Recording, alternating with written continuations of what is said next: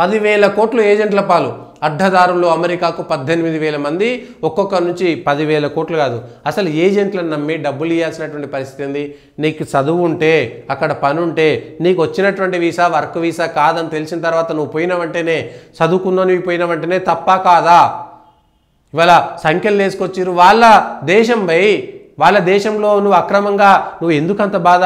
సగం మంది నీ కళ్ళ ముందా 3 దేశాలు తిప్పిపోతుంటే అట్లా పోతున్నటువంటి విషయం తెలిసిన తర్వాత కూడా ఏజెంట్ల చేతిలో మోసపోవాల్సినటువంటి కర్మేం పట్టింది. భారతదేశంలో ఏ ఒక్కరూ ఆకలికి అలమటించేటువంటి పరిస్థితి ఇవాళ లేదు. ఆకలి చావులు భారతదేశంలో లేవు. 3 పూటల తిండి ఉంటే సరిపోతుంది. అనవసరమైనటువంటి ఆర్భాటాలకు పోయి వాళ్ళలాగా పెళ్లిళ్ళు చేసుకోవాలి, వీళ్ళలాగా ఇండ్లు కట్టుకోవాలి, వాళ్ళలాగా కార్లు ఉండాలి, ఈ రకమైనటువంటి భావన పెరిగిపోయిన తర్వాత ఇవాళ భారతదేశంలో గతంలో ఇంతకంటే చాలా దారుణమైనటువంటి పేదరికం ఉన్నప్పుడు కూడా ఎవరు ఇట్లాంటి పనులు చేయలేదు.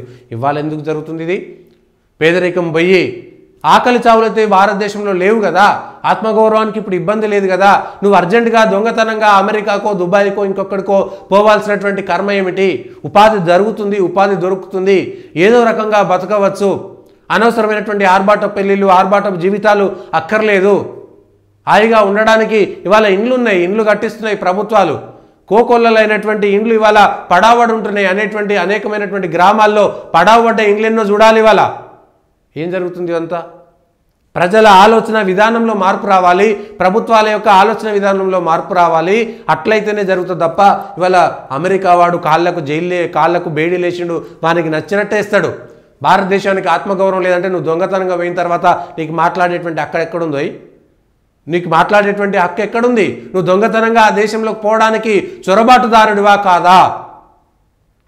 సరే, అయినా సరే మాట్లాడి గౌరవంగా తీసుకొచ్చుకొని భారత ప్రభుత్వం ప్రయత్నం చేస్తుంది. 17,000 మందిని డిపార్చర్ చేయండి, మా దేశంలోకి తీసుకొచ్చుకునేటువంటి ప్రయత్నం చేస్తామని. ఇది వాళ్ళ కొత్తగా జరిగింది కాదే. ట్రంప్ వచ్చిన తర్వాత ఇంకొంచెం ఉధృతంగా చేస్తున్నాడు. ఎప్పుడైనా అమెరికాలో ఉన్నటువంటి దొంగల్ని ఏరి పారేస్తుంటారు. ఏ దేశమైనా చేయాల్సిందే.